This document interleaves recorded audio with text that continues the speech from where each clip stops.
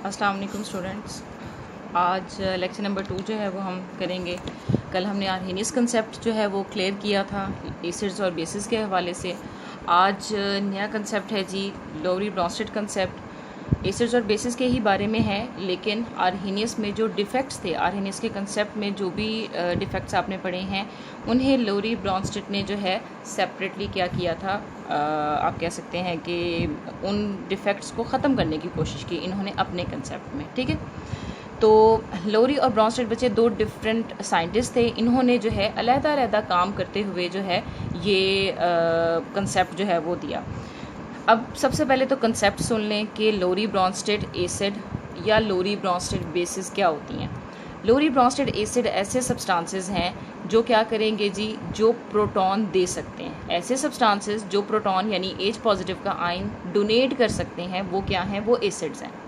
और अगर बेसिस की बात कर, ये आर्हेनियस का और इनका ये कंसेप्ट सेम है। ठीक है, एसिड की अगर आप देखेंगे बात, तो उसने भी यही कहा था, ऐसे सब्सटेंस जो H पॉजिटिव दे।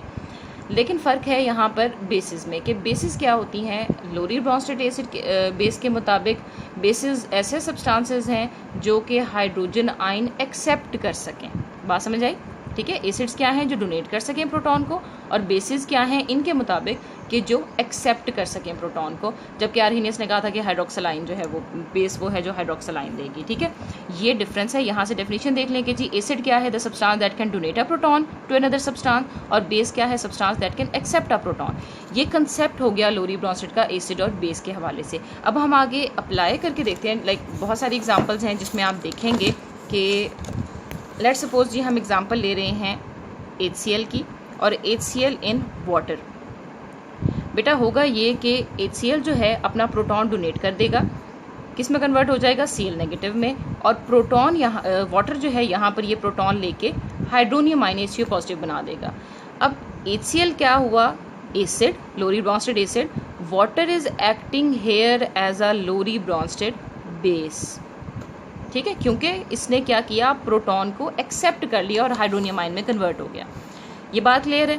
अब बेटा ये जो कंसेप्ट था कि प्रोटॉन, ये रिलाई कर रहा है सिर्फ प्रोटॉन पे कि अगर प्रोटॉन डोनेट कर रहा है तो एसिड है, अगर प्रोटॉन एक्सेप्ट कर रहा है तो बेस है। इस कंसेप्ट ने बहुत सारी जो है वो जो लिमिटेशंस थी आर्हेनियस के कंसेप्ट की वो रिमूव की। कैसे की कि जी एक तो यहाँ पर अब एक्वस सोल्यूशन की ज़रूरत नहीं रही, कि ज़रूरी नहीं है, ये तो चले वाटर में हुआ है ना ये वाली एप्लीकेशन। आगे मैं एक और आपको एग्जांपल दूंगी, वो वाटर में नहीं होगी, यानी एक्वस मीडियम में नहीं है। तो एक्वस मीडियम के अलावा भी आप किसी भी मीडियम में, नॉन एक्वस मीडियम में भी हम एसिड और बेसिस को जो है वो अब स्टडी कर सकते थे इस कंसेप्ट के हवाले से। सेकेंडली, एक तो वो एक्वस सोल्यूशन वाली जो है वो हमारे पास लिमिटेशन ख़त्म हो गई। सेकेंडली, गैशियस फेज़ में अगर आपके पास कोई चीज़ गैशियस फेज़ में है, यानी अमोनिया अगर गैशियस फॉर्म में है, तो तब भी आप एसिड्स और बेस को जो है वो स्टडी कर सकते थे। जबकि ये लिमिटेशन थी आर्हेनियस के कंसेप्ट में कि आप अगर गैशियस फेजेस में हैं एसिड बेसिस, तो आप उन्हें जो है नहीं बता सकते कि एसिड कौन सा है, बेस कौन सा है। ठीक है, तो ये हमारे पास हो गया। अब इसमें नेक्स्ट एग्जाम्पल देखें जी, हमारे पास है HCl की और अमोनिया की। अमोनिया NH3 होता है, नाइट्रोजन के ऊपर एक लोन पेयर होता है। ठीक हो गया। HCl हमारे पास जी यहाँ पर एज एन एसिड एक्ट कर रहा है, ये प्रोटॉन दे देगा, Cl नेगेटिव में कन्वर्ट हो जाएगा। Ammonia is acting here as a base, why, because it has accepted a proton from HCl। ठीक है, लेकिन ये किस में कन्वर्ट होगी, अमोनियम आयन NH4 पॉजिटिव में। क्लियर हो गया। अब अगर आप NH3 को आर्हेनियस के कंसेप्ट में देखें तो फिर आप इसे बेस ना कह सकते, लेकिन लोरी ब्रॉन्स्टेड के कंसेप्ट के हवाले से दिस इज़ अ बेस। तो वो जो वहाँ पे प्रॉब्लम थी कि जैसे कंपाउंड्स हैं, अमोनिया है तो बेसिक, लेकिन आर्हेनियस के मुताबिक बेसिक नहीं था, ये कंसेप्ट यहाँ पे थोड़ा ठीक हो गया। अच्छा, यहाँ पे थोड़ी सी प्रॉब्लम है, ये ammonia is an Arrhenius base लिखा हुआ है, बेटा इसको ठीक कर लें। Ammonia is not an Arrhenius base, यहाँ पे आएगा ammonia is an Lowry Bronsted base. ठीक है, ये ठीक कर लीजिएगा अपनी बुक्स में, अगर आपकी में भी यही लिखा हुआ है। So because the addition of ammonia to water led to increase the concentration because it accepts a proton from water, because ये वाटर से प्रोटॉन एक्सेप्ट कर लेती है। अब ये इस एग्जाम्पल में उन्होंने इसको वाटर के साथ ट्रीट करवाया हुआ है। एक और एग्जाम्पल देख लेते हैं जी, अमोनिया है और साथ क्या है जी, वाटर, अमोनिया इन वाटर। अब बेटा क्या होगा, अमोनिया जो है वाटर में से क्या करेगी, प्रोटॉन को एब्स्ट्रैक्ट कर लेगी।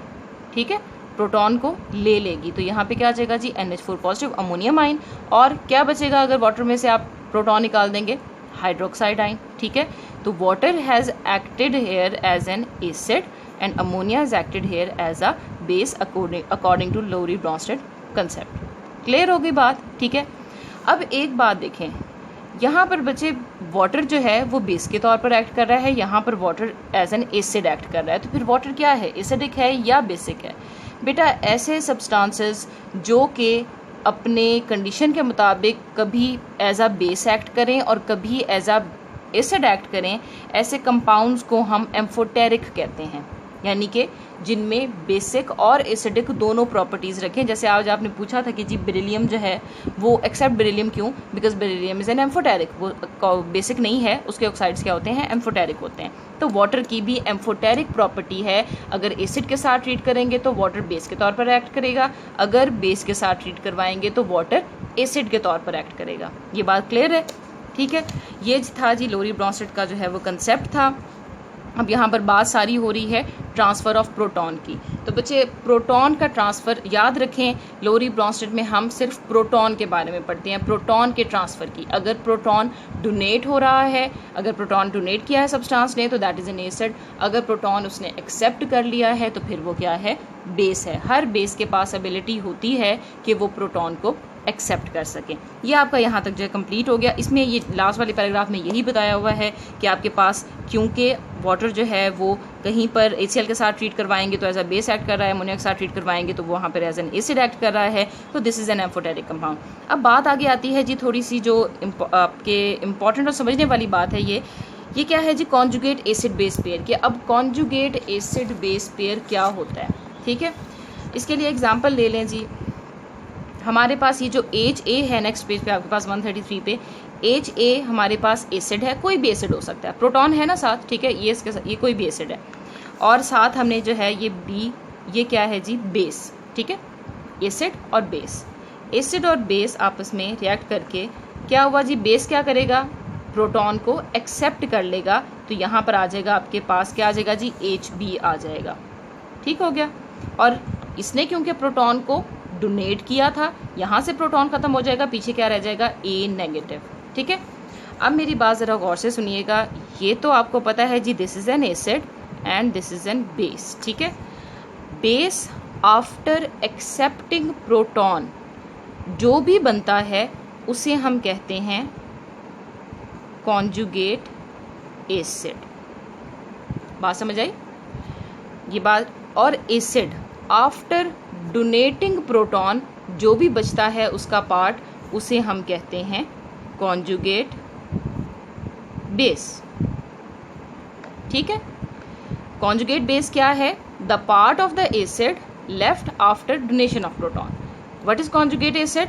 Part of the any base after accepting proton जो भी बनता है, दैट इज कॉन्जुगेट एसिड। ये बात क्लियर होनी चाहिए आपको कि कॉन्जुगेट एसिड क्या है, कॉन्जुगेट बेस क्या है।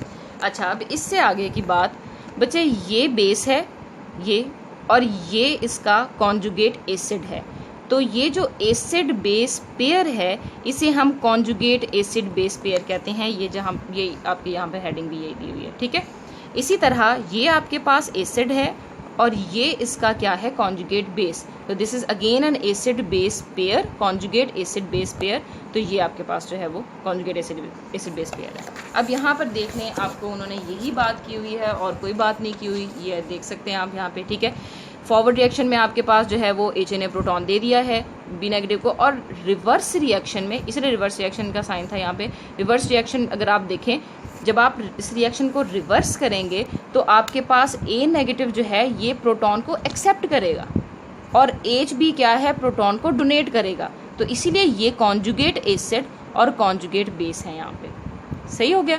ठीक है, acid after donating proton conjugate base में कन्वर्ट हो रहा है, कॉन्जुगेट बेस है तो अब ये एबिलिटी रखता है प्रोटॉन को एक्सेप्ट करने की। इसी तरह बेस है, after accepting proton has been converted into conjugate acid, और अब ये कॉन्जुगेट एसिड है तो देखें HB के अंदर प्रोटॉन है ना, एबिलिटी रखता है प्रोटॉन डोनेट करने की। तो प्रोटॉन डोनेट करने की एबिलिटी किसकी होती है, एसिड की। ठीक ठीक है। ये बेटा आप ये पढ़ लेंगे कॉन्जुगेट एसिड बेस पेयर, ठीक है, उसमें कॉन्जुगेट बेस क्या है, कॉन्जुगेट एसिड क्या है, यहाँ तक ये आपके पास मैंने एक्सप्लेन कर दिया है। Conjugate acid base pair consist of 2 species, कौन सी, in an acid base reaction 1 acid and 1 base, एक उनमें से एसिड होती है और एक क्या होती है, बेस, ठीक है। That differ by the loss और गेन ऑफ अ प्रोटॉन, तो दोनों में फ़र्क सिर्फ इतना सा होता है कि एक के पास प्रोटॉन होता है और दूसरे के पास प्रोटॉन नहीं होता। बिल्कुल इसी तरह यहाँ पे प्रोटॉन नहीं है और यहाँ पे प्रोटॉन है, ठीक है। साथ साथ बुक रखेंगे, आपको जो है वो मुश्किल नहीं होगी समझने में। अच्छा, इसमें अब इन्होंने, ये तो हमने जनरल रिएक्शन दिया था ना, HA कोई कंपाउंड तो नहीं होता, हमने जनरल जो है वो रखा हुआ है। अब हम एक रिएक्शन देख लेते हैं, नाइट्रिक एसिड है HNO2 और वाटर के साथ इसको ट्रीट करवा रहे हैं, ठीक है। ये मैं आपको यहाँ पे, अब बुक पे भी बना हुआ है, वहाँ से भी देख सकते हैं, मैं यहाँ पे आपको बता देती हूँ। रिवर्स रिएक्शन में देखें, नाइट्रिक एसिड है, जाहिर है प्रोटॉन को डोनेट करेगा, जब ये प्रोटॉन डोनेट करेगा तो आपके पास पीछे क्या रह जाएगा, NO2, ठीक है।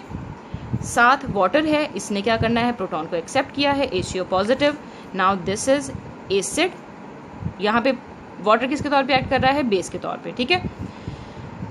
एसिड बेस, और अब इस एसिड में से क्योंकि प्रोटॉन निकल चुका है तो अब इसका काउंटर पार्ट क्या कहलाएगा, कॉन्जुगेट बेस, ठीक है। इसी तरह इस बेस ने एक प्रोटॉन एक्सेप्ट कर लिया है, अब इसका काउंटर पार्ट क्या कहलाएगा, कॉन्जुगेट एसिड, ठीक है। रिवर्स रिएक्शन देख लें, रिवर्स रिएक्शन में ये एसिड के तौर पे और ये बेस के तौर पर एक्ट कर रहा होगा, ठीक है, बिकॉज इट हैज़ प्रोटॉन, ये प्रोटॉन डोनेट करेगा, ये प्रोटॉन एक्सेप्ट कर लेगा, वापस इसमें कन्वर्ट हो जाएंगे। आई होप आपको ये कंसेप्ट थोड़ा क्लियर हो गया होगा। अब बच्चे एक बात जो है ना, जो इसका समझ लें कि जो आपको कंक्लूजन की सेंस में आप देख लें, वो ये है कि अगर आपका वीक एसिड है, ठीक है, एसिड क्या है, वीक है, स्ट्रॉन्ग नहीं, वीक एसिड है, तो उसका कॉन्जुगेट बेस जो बनेगा वो स्ट्रॉन्ग होगा। क्या कहा मैंने, अगर वीक एसिड है, वीक एसिड कौन सा होगा, जो प्रोटॉन आसानी से नहीं देगा, ठीक है, उसका कॉन्जुगेट बेस क्या होगा, स्ट्रॉन्ग होगा, उसका जो कॉन्जुगेट बेस है वो उतना ही ज़्यादा स्ट्रॉन्ग होगा। इसी तरह अगर स्ट्रॉन्ग एसिड है, उसका कॉन्जुगेट बेस क्या होगा, वीक होगा। मैं एग्जांपल देती हूँ बच्चे, स्ट्रॉन्ग एसिड, लेट्स सपोज जी हमारे पास सल्फ्यूरिक एसिड है या नाइट्रिक एसिड है, ठीक है, HNO3 बहुत स्ट्रॉन्ग एसिड है। अब ये क्या करेगा, नाइट्रिक एसिड बहुत तेज़ी से विद इन सेकेंड्स प्रोटॉन जो है वो डोनेट करता है, इसीलिए ये स्ट्रॉन्ग एसिड है, ठीक है। जब ये प्रोटॉन को डोनेट कर देगा तो पीछे क्या बचेगा, NO3 नेगेटिव, ठीक है, यानी कि ये एसिड है, ये इसका कॉन्जुगेट बेस है।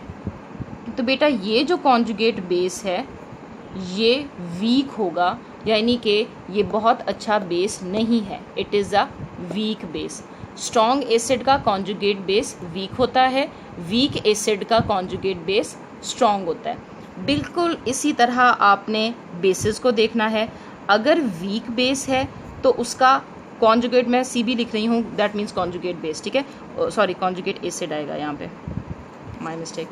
अच्छा, कॉन्जुगेट एसिड जो है इसका क्या होगा, स्ट्रॉन्ग होगा, और इसी तरह अगर आपके पास स्ट्रॉन्ग बेस है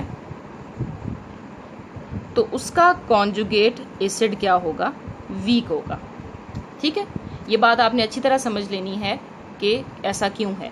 बेटा अगर स्ट्रॉन्ग बेस है, स्ट्रॉन्ग बेस का मतलब ये है कि बहुत तेज़ी से प्रोटॉन एक्सेप्ट कर लेगा, जब वो प्रोटॉन एक्सेप्ट आसानी से कर लेगा, बहुत जल्दी कर लेगा, तो फिर उसका जो कॉन्जुगेट एसिड है वो उतना ही वीक होगा। क्लियर हो गई ये बात।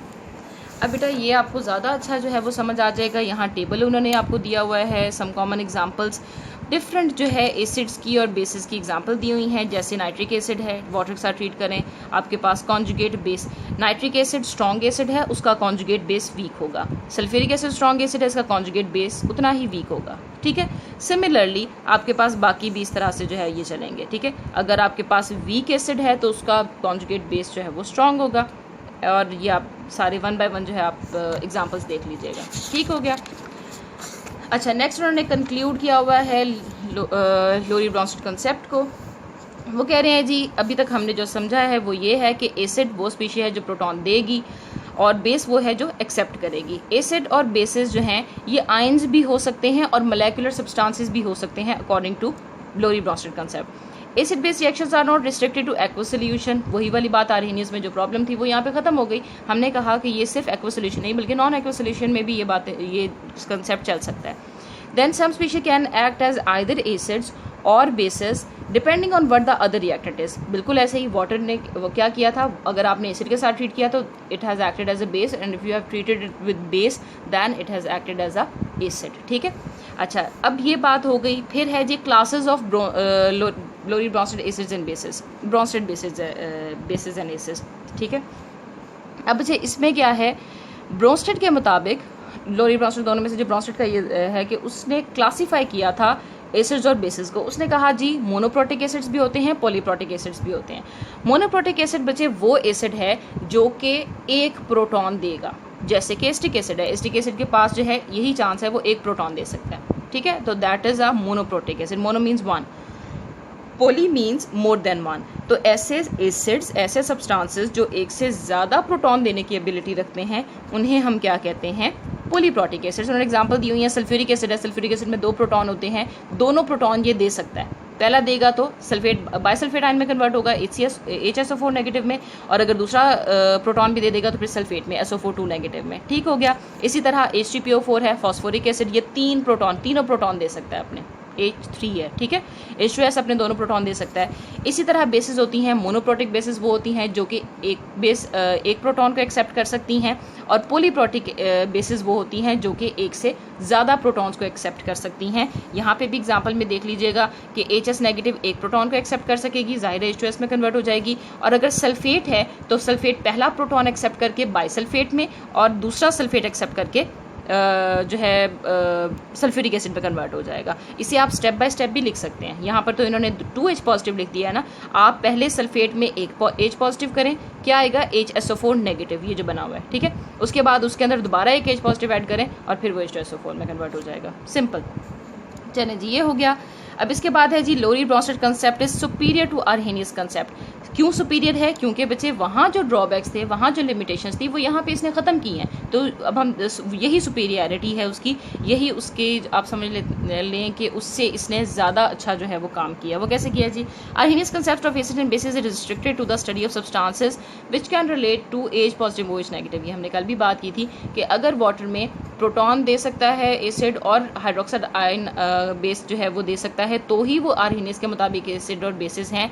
जबकि अब हमने देखा कि वो सारे कंपाउंड जिनमें H पॉजिटिव और OH नेगेटिव एग्जिस्ट नहीं करता, वो भी हमारे पास H पॉजिटिव नहीं सॉरी OH नेगेटिव एग्जिस्ट नहीं भी कर रहा, तो फिर भी हमारे पास वो बेसिस के तौर पर एक्ट कर रहे हैं। और दूसरी बात यहाँ पर ये एक्वस सोल्यूशंस में होता है। ये दूसरी जो इसका पॉइंट है कि it is not limited to aqueous solution. अभी मैंने बताया कि ये एक्वस सोल्यूशन तक लिमिटेड नहीं है। नॉन एक्वस सोल्यूशंस जैसे कि अमोनिया के सोल्यूशन में भी आप लोरी ब्रॉन्स्टेड एसिड्स और बेसिस को स्टडी कर सकते हैं। ठीक है, बिकॉज यहाँ पर रिस्ट्रिक्शन नहीं है कि एक्वस या वाटर के अंदर ही जो है वो होंगे, तभी हम उनको मानेंगे कि ये एसिड या बेसिस है। अच्छा, उसके बाद थर्ड इसका पॉइंट है जी, आप साथ इसको पढ़ लीजिएगा। Certain species that would not be classified as basis by the Arrhenius theory are classified by the Lowry Bronsted concept। जैसे कि बहुत सारे एग्जांपल्स है, अमोनिया की भी एग्जांपल दी। अमोनिया आर्हेनियस के मुताबिक that wasn't a base but it normally acts as a base। तो वो लोरी ब्रॉन्स्टेड ने कंसेप्ट ही कर दिया कि जी अमोनिया भी क्या है, बेस है। इसी तरह OCl नेगेटिव है, this can also be act as a base. और H2PO4 के पास एबिलिटी है एक और प्रोटॉन लेने की, so this is a proton acceptor, that is why it is a base. ठीक है, तो ये आपके पास जो है वो कंप्लीट हो गया है लोरी ब्रॉन्स्टेड का कंसेप्ट। पहले हमने आर्हेनियस का पढ़ा है, फिर उसके अंदर जो प्रॉब्लम्स थी वो ख़त्म की हैं लोरी ब्रॉन्स्टेड ने। इसके अंदर भी still this is not a comprehensive definition of acids and basis. वो हम आगे पढ़ेंगे ल्यूइस के कंसेप्ट में कि उसने क्या एडिशन की, उसने कौन से ऐसे कंपाउंड्स दिए जो कि इस डेफिनेशन पे भी पूरे नहीं उतर रहे थे, और फिर उसकी डेफिनेशन के मुताबिक वो एसिड या बेसिस साबित हो। ठीक है जी, ओके, ये देख लीजिएगा। अगेन कल हम वही वाला जो आज जैसे हमने प्रैक्टिस की है वही करेंगे। आप इसको लिखेंगे, जो भी क्वेश्चन है साथ लिख लिया करें अपने पास, ताकि उस टाइम पे मुझसे पूछ लिया करें। लेट मत होइएगा अपनी क्लास से, ठीक है। मैंने आइंदा जो है आपके फर्स्ट 10 मिनट्स में आपने अगर अटेंडेंस अपनी दे दी तो दे दी, मैं उसको लिख लूँगी। उसके बाद जो आएगा फिर वो मेरी तरफ से वो लेट ही होगा। ठीक है, ओके जी, टेक केयर, अल्लाह हाफिज़।